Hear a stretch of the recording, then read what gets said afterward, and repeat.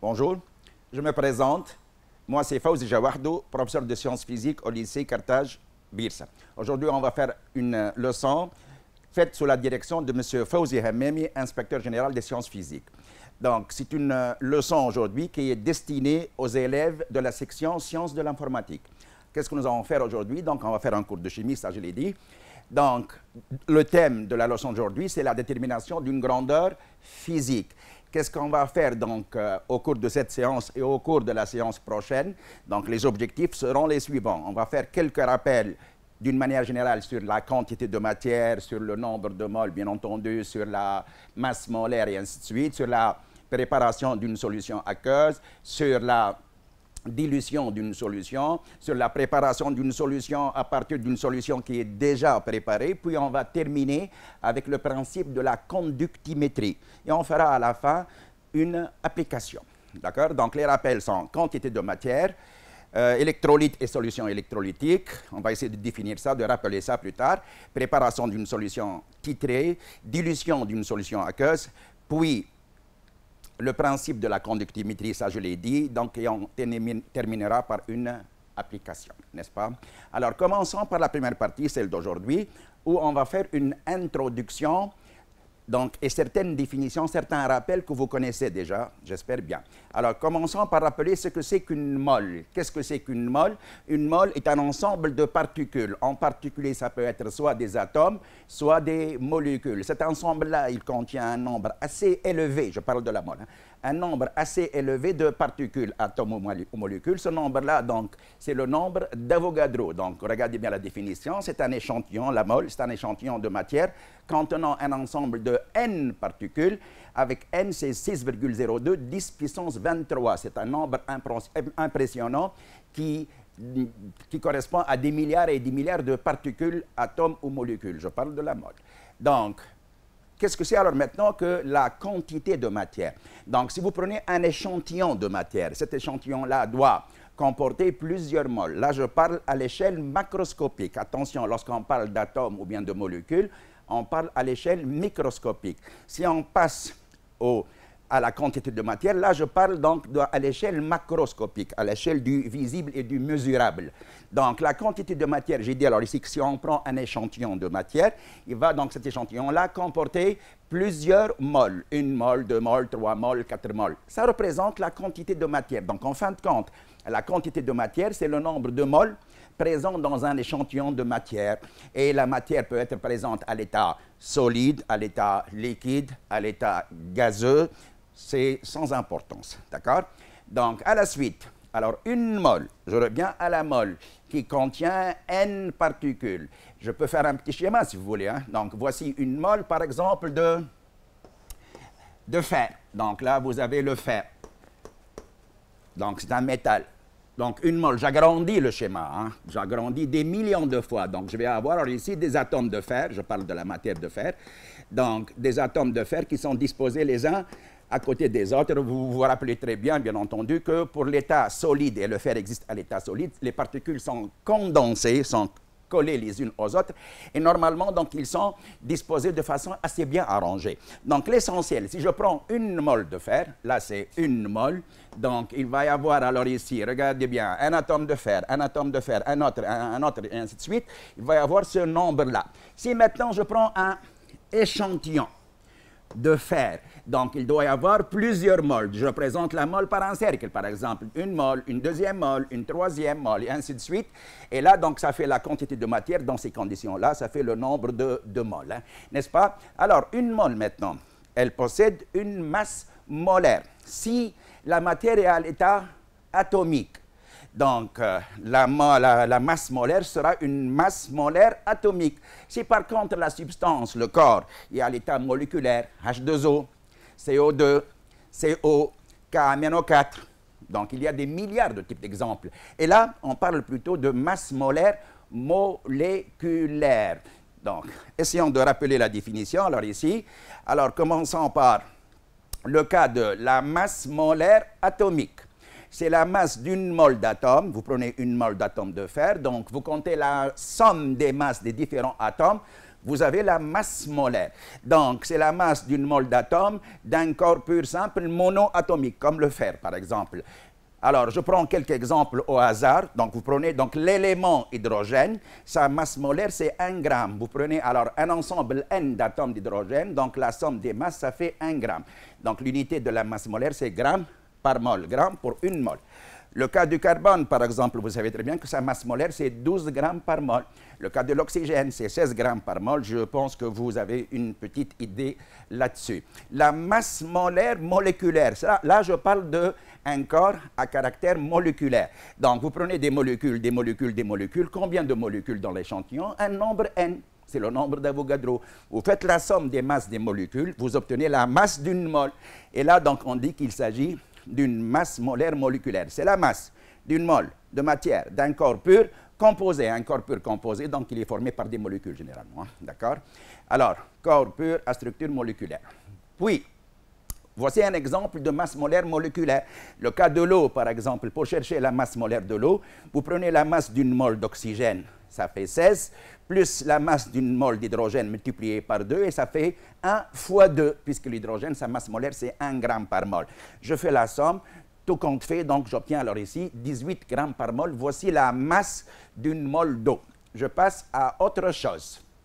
Alors, relation entre quantité de matière et masse. Vous avez donc un échantillon de matière, ça peut être de l'eau, ça peut être le dihydrogène, ça peut être le fer, ça peut être le sucre, ça peut être le sel. Et donc, je voudrais bien avoir donc une relation entre la masse de l'échantillon et la quantité de matière présente dans cet échantillon. Je pense que vous avez votre petite idée là-dessus.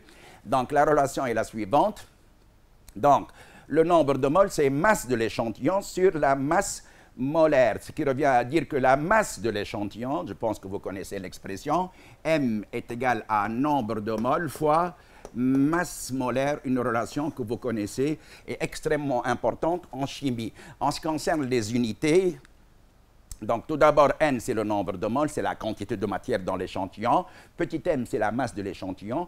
Grand M, on la note de façon à ce que la masse molaire doit être donc notée avec une lettre majuscule. Hein. Et la masse de l'échantillon, c'est toujours noté avec une lettre minuscule. Donc, ça, c'est la masse molaire. Pour les unités, le nombre de moles est exprimé tout simplement en moles, c'est un nombre. La masse, bien sûr, donc, elle est exprimée, par exemple, en grammes.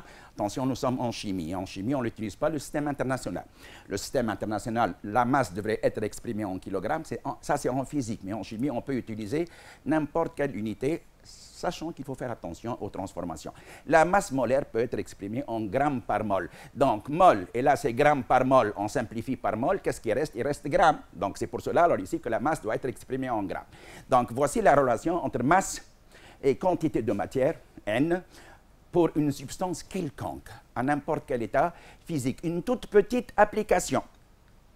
Alors, déterminer la quantité de matière, le nombre de moles. La quantité de matière présente dans les échantillons suivants. Premier échantillon. Je prends un échantillon de chlorure de sodium, NaCl, sel de cuisine.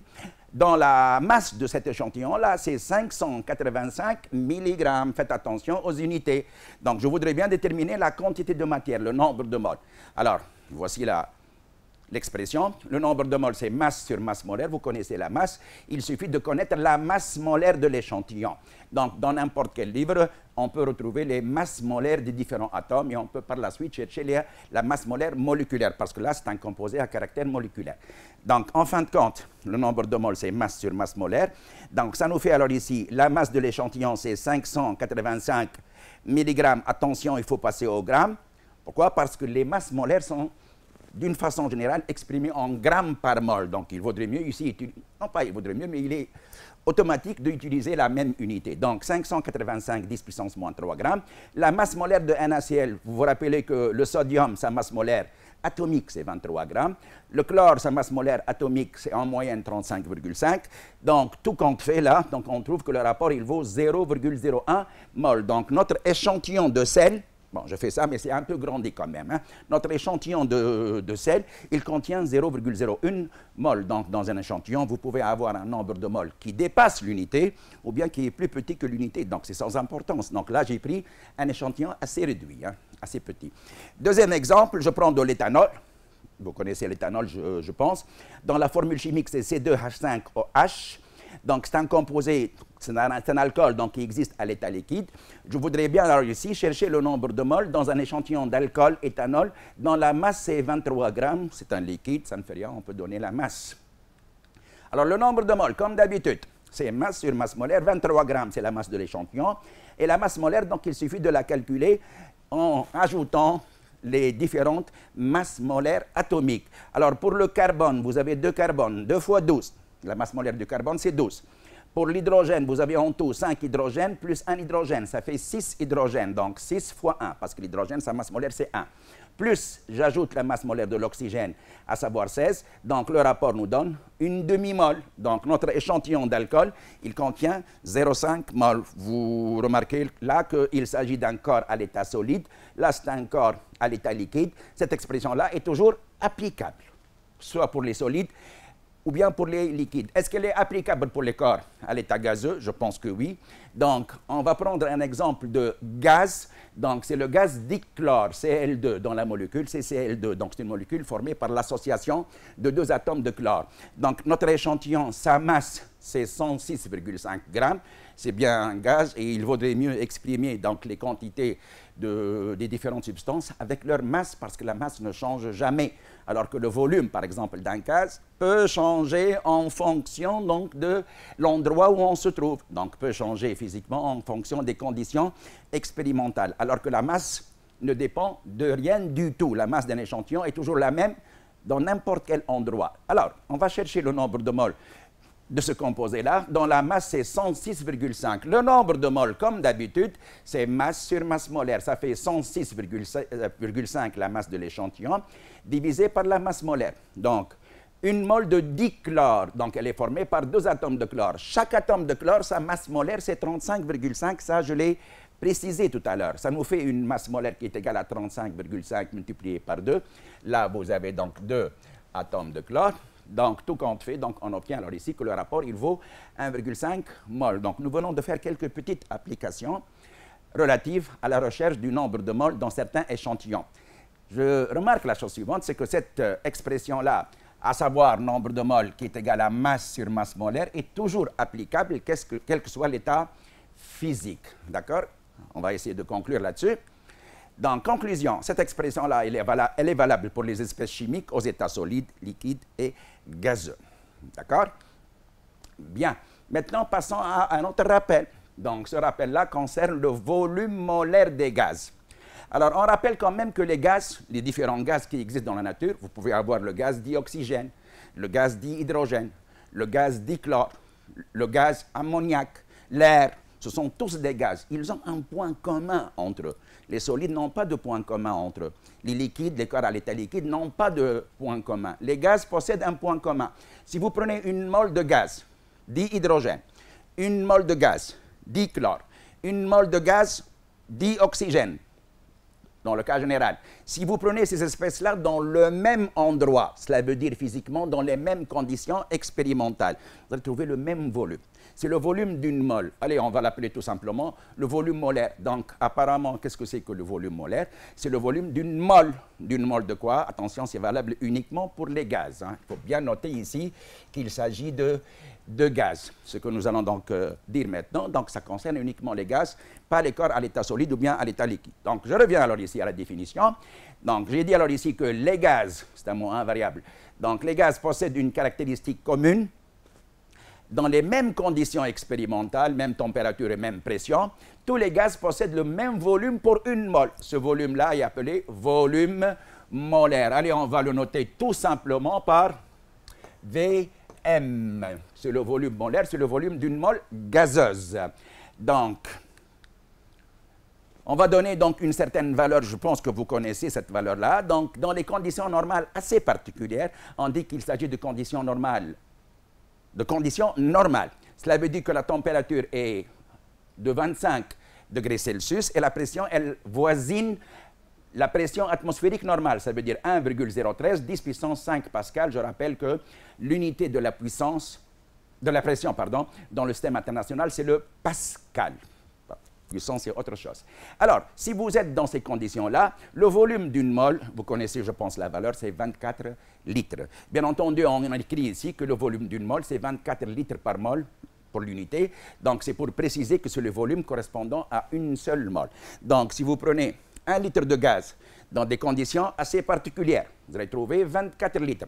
Si vous prenez par contre 2 moles de gaz, une mole, ça fait 24 comme volume, plus une deuxième mole, 24 autres litres, ça fait en tout pour tout combien? 24 fois 2, ça fait 48. Si vous prenez 3 moles, 24 fois 3, si vous prenez 4 moles, 24 fois 4, si vous prenez N moles, donc quel va être donc le volume total de l'échantillon?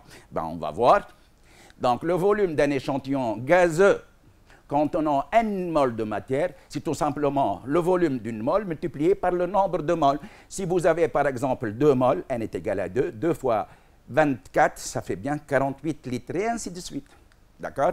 Donc, c'est une expression que vous retenez bien, elle est valable pour les gaz.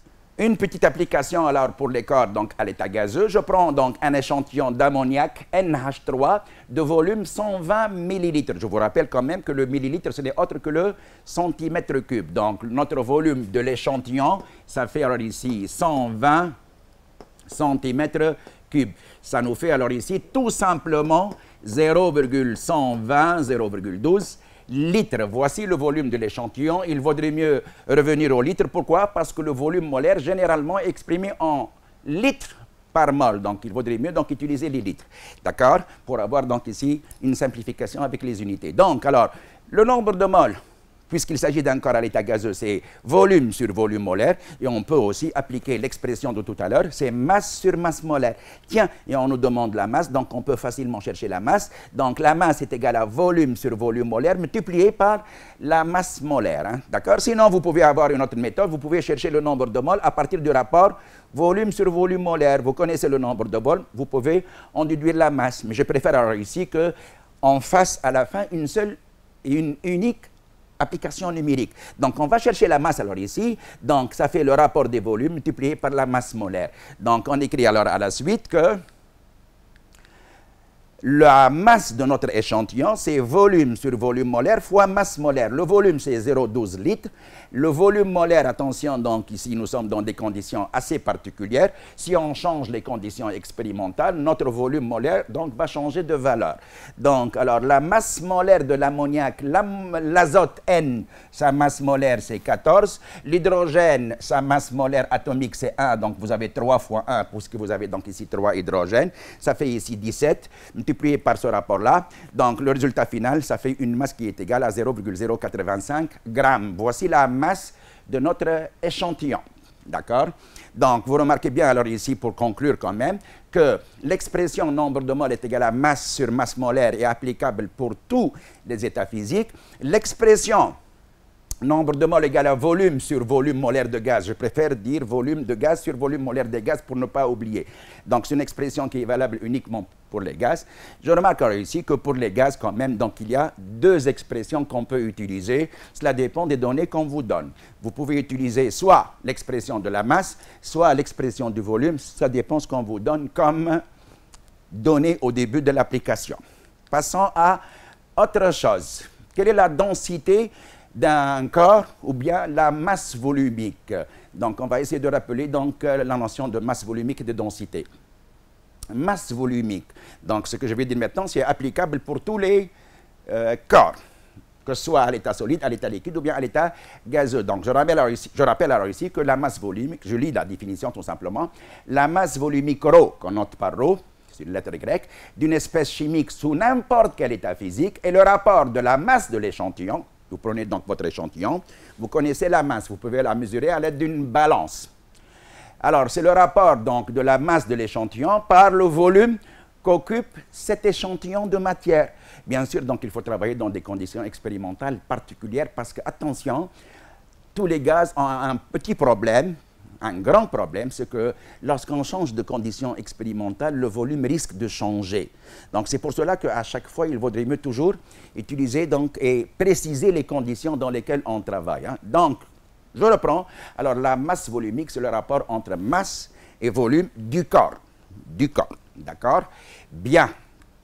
Alors, voici l'expression. Donc, ρ est égal à m sur v. Il ne faut pas confondre avec l'expression de la chimie qui n'est autre que la concentration. Ça, c'est autre chose. D'accord? Ça, c'est la masse volumique. Alors, pour les unités, la masse, en chimie, on peut l'utiliser, on peut l'exprimer en grammes. Si on exprime le volume en millilitres, ça nous fait donc une masse volumique qui est exprimée en grammes par centimètre cube ou bien grammes par millilitre. Je rappelle alors ici qu'on peut utiliser toute autre unité, mais en faisant attention aux transformations possibles. Donc, voici l'expression de la masse volumique. Puis, on passe à la densité. Et la densité, là, il y a un problème. C'est quoi la densité? Ça nous permet alors ici de savoir est-ce que le corps, il est léger ou bien moins léger. Mais sauf que la notion de légèreté, un corps, il est lourd, il est léger, il est froid, il est chaud. Donc, ça, c'est une notion relative. Donc, c'est une notion relative. Il vaudrait mieux, alors ici, préciser une référence. Vous devez connaître que pour les corps qui sont à l'état liquide ou bien à l'état solide, donc on mesure la densité par rapport à un corps de référence qui n'est autre que l'eau. Pour les gaz, donc on utilise l'air comme référence. Donc on dit qu'un corps il est dense, plus dense que l'eau, s'il est à l'état solide et liquide. Hein. S'il est tout simplement plus lourd que l'eau. Si sa densité est assez petite, donc on dit qu'il est moins dense que l'eau. Ça veut dire que plus léger, il est plus léger que l'eau. Je vais alors donner l'expression, puis on va en parler. Donc la densité d'une espèce à l'état solide ou bien à l'état liquide. Attention, ce n'est pas valable pour les gaz. Hein. D'accord? Alors la densité n'est autre que le rapport donc, de la masse volumique du corps par la masse volumique de l'eau. C'est ρ du corps divisé par ρ de l'eau. D'accord? Alors, voici l'expression de la densité. Alors, en ce qui concerne les unités, en physique et en chimie, il faut toujours faire attention aux unités. Donc là, lorsque vous allez donc faire un rapport de masse volumique, il faut travailler avec les mêmes unités. Si vous exprimez votre masse volumique en grammes par centimètre cube, au-dessous en grammes par centimètre cube, donc l'unité, donc ça va sauter, donc votre densité, elle n'a pas d'unité. C'est pour cela que la densité, généralement, on trouve une valeur, par exemple, 1,5. On dit que la densité elle est égale à 1,5. C'est 100 unités. D'accord? Donc, si votre corps il présente une densité 1,5, cela veut dire que ce rapport-là est plus grand que 1. Cela veut dire que ρ du corps, elle est plus grande que ρ de l'eau. Ça veut dire que votre corps, il est plus dense que l'eau. Il ne faut pas dire qu'il est plus lourd, on dit qu'il est plus dense que l'eau. Sinon, si vous trouvez un jour que la densité est plus petite que 1, par exemple 0,8, ça veut dire que votre corps à l'état solide ou bien à l'état liquide, il possède une masse volumique plus petite que celle de l'eau, parce que la masse volumique de l'eau, c'est 1 gramme par centimètre cube. Et là, on dit que le corps, il est moins dense que l'eau, plus léger que l'eau. Alors, attention, la densité n'a pas d'unité, ça, on vient de le mentionner. Donc, passons maintenant à une toute petite application. Alors, dans l'application, on nous demande de déterminer la quantité de matière, nombre de moles d'alcool, éthanol, c'est 2H5OH, contenu dans un échantillon de volume 16 millilitres. Donc, vous avez le volume, on vous demande le nombre de moles. D'accord? Donc, alors, on donne la densité du corps et on donne ρ de l'eau, qui est égal à 1 gramme par centimètre cube, n'est-ce pas? Donc là, vous allez me dire que on peut chercher le nombre de moles qui est égal à quoi là? Qui est égal à masse, il s'agit d'un corps à l'état liquide, hein? Masse sur masse molaire, mais je ne connais pas la masse. D'accord? Attention, il faut travailler avec le volume. Hein, les volumes. Donc, l'expression nombre de moles égale à volume sur volume molaire, c'est valable uniquement pour les gaz. Donc, il vaudrait mieux, alors ici, on n'a pas le choix en tous les cas, il faut passer par la densité. Alors, la densité, donc, tout d'abord, je rappelle que le nombre de moles, c'est masse sur masse molaire, c'est encore à l'état liquide. C'est bon. Alors, la densité, je viens de dire tout à l'heure qu'elle est égale à ρ sur ρ de l'eau. Et puisque ρ de l'eau est égal à 1 gramme par centimètre cube, alors la densité, elle est égale à ρ. Mais attention, ça y est, là, on a utilisé que ρ de l'eau, son unité, c'était grammes par centimètre cube. Donc, il faut que votre ρ pour le corps, elle est exprimée en grammes par centimètre cube. Donc, toute masse doit être exprimée en grammes et tout volume doit être donc noté en centimètre cube, en millilitres. Ce qui nous donne alors ici que La masse de votre corps est égale à densité fois volume. La masse est égale à densité fois volume, ou bien rho fois volume. C'est comme vous voulez. Mais puisqu'on connaît la densité, donc on l'écrit avec la densité. Je commence à m'approcher de la quantité de matière, nombre de moles. Le nombre de moles, c'est masse sur masse molaire. Donc, alors, nombre de moles, c'est masse sur masse molaire. Donc, je remplace donc, la masse par son expression densité fois volume divisé par la masse molaire.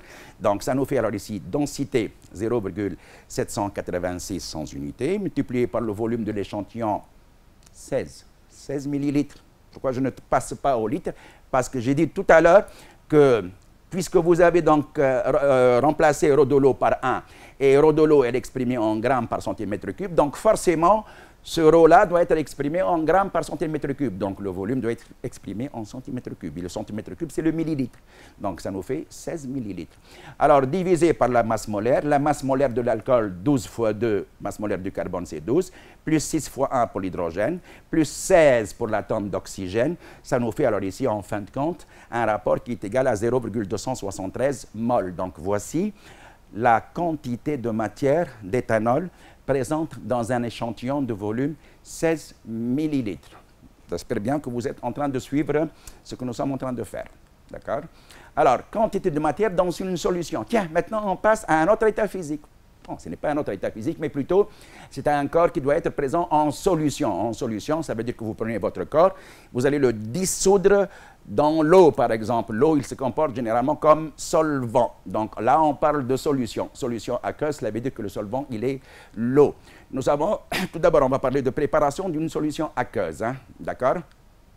Alors, une solution est obtenue par dissolution d'un soluté dans un solvant. Je rappelle qu'un soluté est tout corps qui est capable de se dissoudre dans un solvant. Généralement, les solvants qu'on utilise, c'est de l'eau. Hein, c'est de l'eau. Bon, il peut y avoir d'autres solvants, mais le plus utilisé, donc le fréquemment utilisé, c'est l'eau. Donc, c'est pour cela qu'on parle de solution aqueuse. Donc, si vous prenez un corps qui est soluble dans l'eau, par exemple le sel, alors, en dissolvant le sel dans l'eau, vous obtenez une solution aqueuse de sel, ou bien une solution d'eau salée, c'est comme vous voulez alors ici, hein? D'accord? Donc, si le solvant est l'eau, la solution obtenue est une solution aqueuse. Alors, concentration molaire d'une solution. Donc, c'est quoi la concentration? Donc, c'est tout simplement le rapport entre le nombre de moles de soluté, c'est le sel par exemple, dissous. Attention, si vous prenez une certaine quantité de sel que vous allez mettre dans une certaine quantité d'eau, vous risquez dans certaines conditions de ne pas avoir dissolution totale. Là, je parle uniquement de la quantité de sel dissoute. S'il y a une quantité qui ne va pas se dissoudre, qui va rester sous forme de dépôt au fond du récipient, vous n'en tenez pas compte. Juste, je parle de la partie de soluté qui est dissoute, donc la quantité de sel dissous, par le rapport, par le volume de la solution. J'écris l'expression, tout simplement, C égale à nombre de moles, concentration molaire, hein. Donc c'est nombre de moles de soluté dissous divisé par le volume de la solution, ce n'est pas le volume de l'eau. Hein. Mais dans certaines conditions, parfois on trouve, alors ici, en préparant une solution, que le volume de la solution n'est autre que le volume de l'eau, parce que dans certaines conditions, en mettant une quantité de sel, par exemple, je travaille toujours avec le sel, si on met une petite quantité de sel dans un certain volume, on remarque généralement que le volume de l'eau donc reste lui-même, donc il n'y a pas de variation. C'est pour cela que dans certaines conditions, le volume de l'eau, c'est le volume de la solution. Mais en réalité, ce volume-là, c'est le volume final de la solution. Dans certains cas, ça, je suis d'accord que le volume, il peut changer. Donc, vous prenez par exemple 1 litre d'eau, vous mettez votre soluté dans ce litre-là, le volume peut risquer donc généralement d'augmenter. Alors, la concentration, elle est exprimée en nombre de moles, c'est mol, et le volume au-dessous, généralement, on utilise le litre, donc c'est mol par litre. D'accord? Donc, ça, c'est la concentration d'une solution. Donc, tiens, on vient de trouver alors ici une autre expression de la quantité de matière. Je rappelle que notre chapitre s'intéresse essentiellement à la quantité de matière. Donc, la quantité de matière, le nombre de moles, c'est C fois V. Et là, c'est valable uniquement pour une solution, spécialement donc aujourd'hui aqueuse. Donc, voici une autre expression. Donc, pour les corps solides, liquides, purs, pour les corps solides, liquides et gazeux, la quantité de matière, nombre de moles est égale à masse sur masse molaire. Spécialement pour les corps qui sont à l'état gazeux, on peut utiliser aussi la quantité de matière qui est égale à volume de l'échantillon divisé par volume molaire. Et si maintenant il s'agit d'une solution aqueuse, donc la concentration est égale à N sur V, ce qui nous fait alors ici que le nombre de moles, c'est C fois B. Hein, C fois B, d'accord? une toute petite application. Alors, déterminer la quantité de matière N, déterminer la quantité de matière utilisée et ayant permis de préparer 200 ml d'une solution aqueuse de chlorure de potassium, KCl, c'est un sel. Bon, de concentration C égale à 7,45 grammes par litre. Attention, là, il s'agit d'une concentration massique, pas molaire. Parce que j'ai dit tout à l'heure que la concentration est exprimée en mol par litre. Là, on vous a donné la concentration en grammes par litre. Alors, la concentration molaire, plutôt massique ici, hein, ça c'est massique. La concentration massique, je parle de la grandeur qu'on nous a donnée. La concentration massique, c'est masse sur volume. La concentration molaire, c'est nombre de moles sur volume. Ce sont deux expressions qui se ressemblent un tout petit peu. Masse, à quoi est égale la masse d'une substance? C'est nombre de moles fois masse molaire. Je vais avoir alors ici donc, un rapport qui est égal à N fois masse molaire divisé par le volume. Je pense que nous sommes capables de chercher le nombre de moles, parce que là, on revient toujours à la question, on nous demande la quantité de matière. Donc la quantité de matière, c'est petit n, donc on va tirer petit n. Petit n est égal à concentration fois volume divisé par la masse molaire. Donc ça nous fait donc tout simplement C fois V sur masse molaire, c'est la concentration massique. Hein. La concentration massique, c'est 7,45. Le volume de l'échantillon, c'est 200 millilitres. Il faut passer au litre. Pourquoi au litre? Parce que notre concentration est exprimée en grammes par litre. Donc ça fait 0,2. Hein. 200 millilitres, ça fait 0,2 litres. Divisé par la masse molaire. La masse molaire atomique de K, c'est 39. La masse molaire atomique de Cl, c'est 35,5. En faisant le rapport, on trouve que la quantité de matière est égale à 0,02 mol. Alors, deuxième question. Donc, on va ajouter à la solution précédente, cette solution-là, dont le volume est égal à 200. Attention, on n'a pas pris un échantillon. Là, on vous a dit qu'on va ajouter à la solution précédente. Et la solution précédente, son volume, c'est 200 millilitres. Donc, on va ajouter 300 millilitres d'eau pure. Vous avez un volume qui vaut 200. On a ajouté encore 300. Ça fait combien là? 200 plus 300, ça fait 500 millilitres. Donc, ça fait un demi-litre. Ça ne fait rien. Alors, on ajoute à la solution précédente 300 millilitres d'eau pure. Déterminer la nouvelle concentration C' de la solution S' obtenue. Allez, si vous avez une certaine solution et vous lui ajoutez de l'eau, donc ça va être une dilution apparemment. Donc on vient d'ajouter de l'eau, donc la solution est diluée. Donc on va chercher la nouvelle concentration, c'est nouveau nombre de moles sur nouveau volume. Sauf que en ajoutant de l'eau, le nombre de moles, il n'a pas changé. Donc le nombre de moles que nous avons donc trouvé tout à l'heure, 0,02, donc ne change pas parce que nous avons ajouté uniquement de l'eau. Bon, la concentration, elle va changer, ça c'est sûr. Lorsque vous prenez une solution, vous lui ajoutez de l'eau, la concentration, elle va baisser, ça c'est évident. Si vous prenez une solution, vous lui ajoutez le soluté, la concentration, elle va augmenter. Donc pour aujourd'hui, on a juste ajouté de l'eau, cela veut dire que le nombre de moles, il va rester le même, à savoir 0,02, alors que le volume, il a augmenté. C'était 0,2 plus 0,3 en litres. Hein. Ça nous fait donc ici 0,04. Nous remarquons ici que la concentration, elle a baissé. Donc 0,02, elle est devenue égale à 0, elle a augmenté. Donc, elle a augmenté. Donc, qu'est-ce qu'on peut... Ah, ça, c'est une concentration. Attention, la concentration ancienne, donc on ne l'a pas cherchée. Donc, ça, c'est une concentration, ça, c'est le nombre de moles. Hein. Attention, donc, je compare l'incomparable. Donc, ça, c'est une concentration. Je passe. D'accord? Alors, voici une toute petite autre question. Petite, non, mais donc, par son importance, vous allez voir qu'elle est assez... importante, cette question-là. Alors, on prélève donc un volume V' de la solution S' précédente, dont la concentration est égale à 0,04. On prélève un certain volume, on lui ajoute 180 millilitres d'eau pure. Donc, on va encore ajouter de l'eau. Mais attention, on ne va pas ajouter de l'eau à toute la solution précédente. On va ajouter de l'eau, 180 millilitres, à un échantillon de la solution précédente. Alors, on obtient une autre solution, S seconde, de concentration 4 10 puissance moins 3. Rappelez-vous, tout à l'heure, la solution S', sa concentration est égale à 0,04, donc 4 10 puissance moins 2. Notre solution, maintenant, donc, elle va avoir une concentration plus petite, 4 10 puissance moins 3, donc c'est normal qu'on va ajouter de l'eau. La question 1 est la suivante. Comment on appelle une telle opération? Ben, nous venons d'ajouter de l'eau à une solution. Ce n'est autre que le phénomène de la dilution. On vient de diluer la solution S' que nous avons trouvée dans la question numéro 2. Donc, comment on appelle une telle opération? C'est une dilution, tout simplement.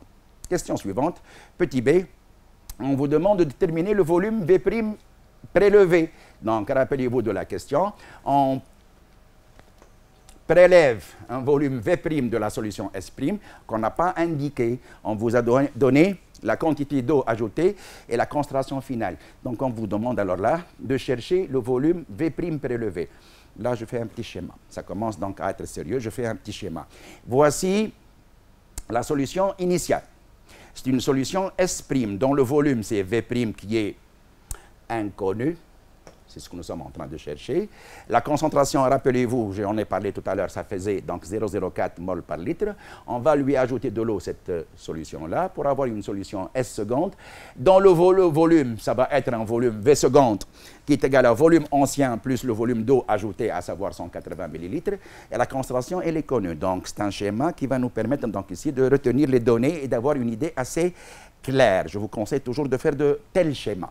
Alors, nous savons que l'opération qu'on vient de faire aujourd'hui est une opération de dilution. Or, au cours d'une dilution, lorsque vous avez de l'eau, donc la quantité de matière ne change pas. Vous avez juste dilué votre solution.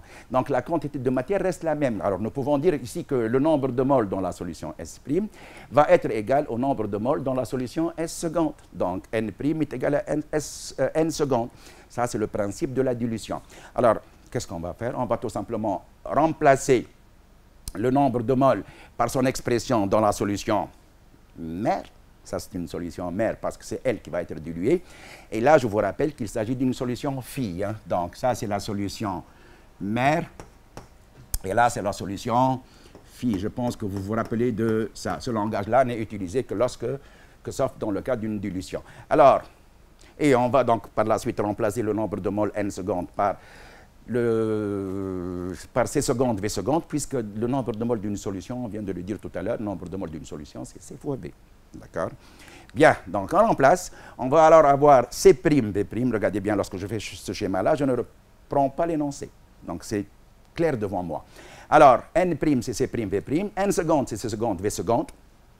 D'après donc le schéma. Donc, on va tirer quoi? On va tirer V'. V' est égal à C seconde sur C' multiplié par V seconde. Donc, on va remplacer V seconde par son expression en fonction des différents volumes.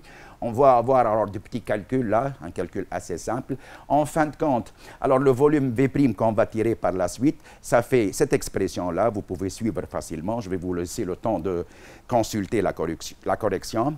En fin de compte, donc on va avoir alors ici 0,02 litres, donc ça fait 20 millilitres. Donc le volume que nous avons prélevé, c'était égal à 20. Nous avons ajouté 180 millilitres. 20 plus 180, ça fait combien? Ça fait 200 millilitres. Donc nous sommes passés de 20 millilitres à 200 millilitres. Nous avons augmenté le volume 10 fois. Bon, si vous connaissez cette méthode-là, donc, s'appelle donc une dilution 10 fois. Donc, le fait de passer à un volume qui est égal à 10 fois le volume de la solution mère, ça s'appelle une dilution 10 fois. Donc, voici le calcul, donc, en fin de compte, de votre volume prélevé. Donc, nous avons terminé avec cette application. Nous avons aussi terminé avec le chapitre. J'espère donc que vous avez donc retenu l'essentiel de ce chapitre. Rendez-vous à une autre séance. Merci pour votre attention.